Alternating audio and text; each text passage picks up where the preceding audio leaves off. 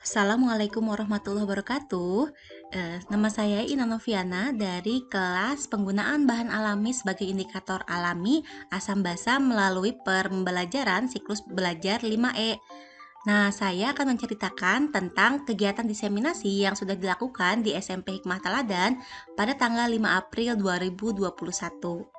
Nah, pada kegiatan ini saya berbagi pada rekan-rekan guru tentang kegiatan yang sudah dilakukan selama pembelajaran di kelas penggunaan bahan alami ini.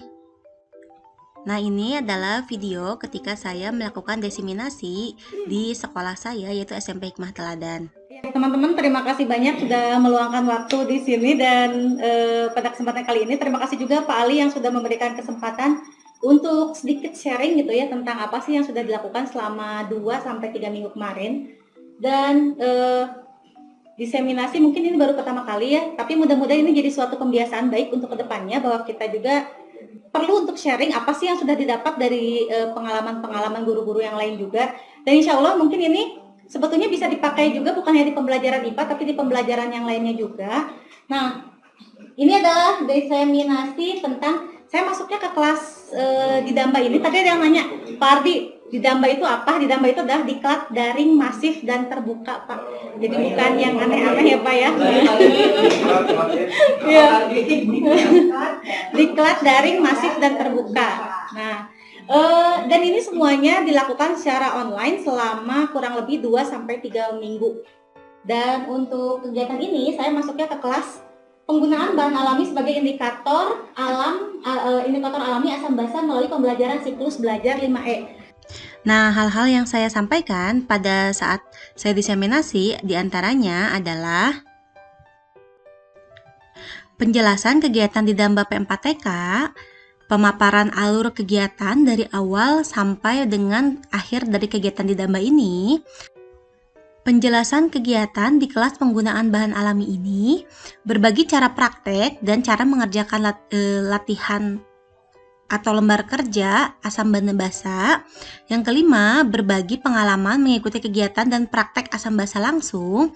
Yang keenam, berbagi cara penggunaan siklus belajar 5E dalam materi asam basa. Yang ketujuh, berbagi kesan dan saran selama pelatihan. Nah, ini adalah dokumentasi kegiatan ketika praktek langsung di sekolah pada LK1 dan juga pada LK2. Nah, mungkin sedikit perbedaan ya. Kalau pada saat LK1, alat dan bahannya cukup mudah didapatkan, sedangkan pada LK2 ada beberapa bahan yang memang sulit didapatkan dan harus meminta kepada teman-teman ataupun kita mencari sendiri di lingkungan sekitar.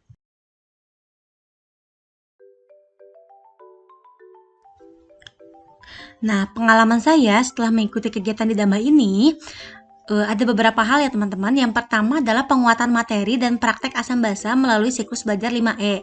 Nah, terus terang untuk materi ini biasanya saya jarang menggunakan model pembelajaran siklus belajar ini. Nah, jadi ini adalah pengalaman baru. Yang kedua, sharing ilmu dengan guru IPA di sekolah lain. Karena peserta di Damba ini banyak sekali gurunya dan juga bukan hanya dari Bandung. Ternyata ada yang dari Papua, ada yang dari daerah-daerah lain, dan kita bisa saling sharing tentang ilmu materi penggunaan asam basa ini yang sudah mereka aplikasikan di sekolah masing-masing.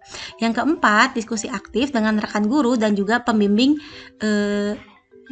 Nah, untuk diskusi ini banyaknya kita lakukan di LMS, tapi diskusinya aktif loh dan juga banyak ilmu baru yang bisa kita ambil dan juga terapkan di sekolah kita. Yang keempat, ini adalah pengalaman baru praktek, diskusi, dan diseminasi dalam waktu yang singkat. Dalam 2 minggu, kita harus praktek 2 LK, dan juga kita harus diseminasi, serta kita membuat laporannya. Nah, ini dilakukan dalam waktu yang cukup singkat ya, tapi positifnya kita jadi bisa manajemen waktu dan juga bekerja dengan urutan-urutan tertentu dan harus cepat, tapi tepat.